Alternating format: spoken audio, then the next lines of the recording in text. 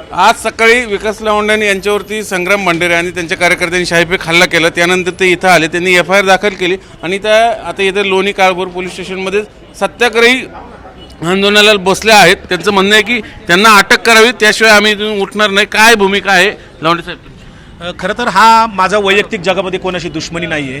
माझा हा तात्विक आणि वैचारिक संघर्ष आहे आणि ती भूमिका मांडत असताना, वारकरी संतांचे खरेखुरे विचार मांडत असताना, अहिंसावादी मानवतावादी संतांचे विचार मांडत असताना माझ्यावर वारकरी संप्रदायातले जे गुंड प्रवृत्तीचे लोक आहेत, जर धर्मांध विचाराचे लोक आहेत, मनुवादी वर्णवर्चस्वादी विचाराचे लोक आहेत, या लोकांनी आज माझ्यावर प्रयत्न करून जीवे मारण्याचा जो प्रयत्न केलेला आहे, आज मी कसा बसा पांडुरंगाच्या आणि संतांच्या कृपेने वाचलेलो आहे। माझ्यावर शाईफेक झालेली असली तरी माझ्यावर त्यांचा प्रयत्न हा जीव घेण्याचा होता। मला रिव्हॉल्वर दाखवलेले आहेत, त्यामुळे त्या 3 गाड्या जप्त होत नाहीत, रिव्हॉल्वर जप्त होत नाही, ते 15 आरोपी जोपर्यंत अटक होत नाही तोपर्यंत इथून आम्ही उठणार नाही। आम्ही अहिंसावादी लोक आहोत, कायद्याचं पालन करणारे लोक आहोत, त्यामुळे कायदा हातात घेणाऱ्या लोकांच्या विरुद्ध आमचा संघर्ष आहे। धर्मांध विचाराच्या लोकांना आम्ही सोडणार नाही।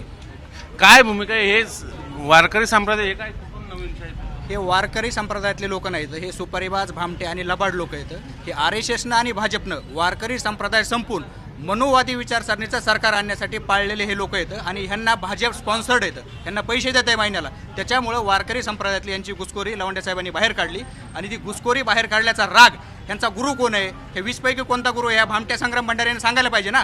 पण त्याचा खरा गुरु हा नागपूरचा RSS आहे आणि RSSलाच मनुवादी सरकार महाराष्ट्रामध्ये आणि भारतामध्ये आणायचं आहे आणि जे कोणी ते सरकार आणण्याला विरोध करतील त्यांचा खून करण्याचाही ते तयार आहेत। आज हाच खुनाचा प्रयत्न लवांडे बापूंचा झालेला आहे। ती यादी आहे का पुन्हा एकदा प्रेक्षकांसाठी तुम्ही सांगू शकाल का?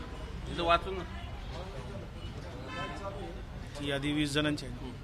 तोपर्यंत मी यांच्याकडे ताई काय भूमिका आहे तुमची इथं? तुम्ही काही नाही, जे आता हल्लेखोर असतील त्यांना लवकरात लवकर अटक करावी हीच आमची सर्व महिलांची, महिला पदाधिकारी, मी हवेली तालुका महिला राष्ट्रवादीचे अध्यक्ष आहे।